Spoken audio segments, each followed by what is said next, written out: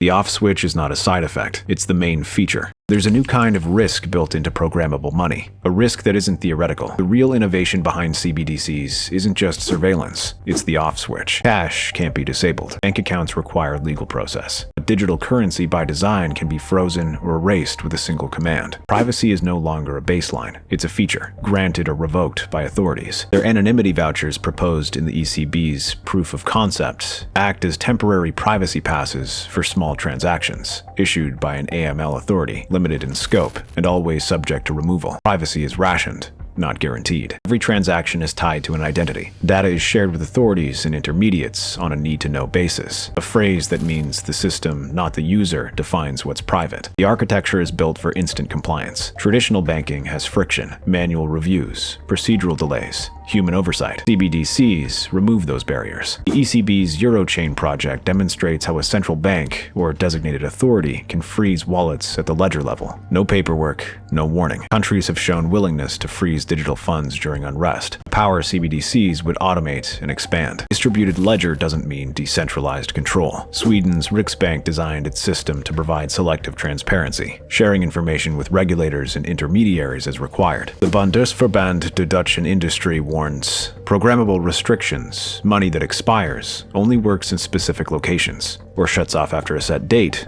are not hypothetical. China's digital yuan already enforces these rules. The technology exists. The only variable left is policy. The ECB claims the digital euro will balance privacy with anti-money laundering needs, but their own technical paper reveals the trade-off. An ALM authority issues the anonymity vouchers, so privacy is always provisional. Larger transactions are flagged. Surveillance is default. Privacy is the exception, and it's an exception controlled by the state. Cash makes anonymity automatic. CBDCs invert that logic. Now oversight is built in, and freedom is conditional. Cybersecurity is another threat. A centralized ledger becomes a single point of failure. The Bank for International Settlements warns, critical infrastructure risks multiply when all value flows through one system. Hackers could drain wallets. Governments could impose sweeping freezes in emergencies. Temporary controls have a way of becoming permanent. The proposed digital euro includes per-user holding caps as a stability feature, which also contains personal autonomy. Too much value in digital form threatens the banking system, so limits are coded in. The logic is simple. Keep most of the money where it can be monitored and managed. CBDCs don't just monitor transactions.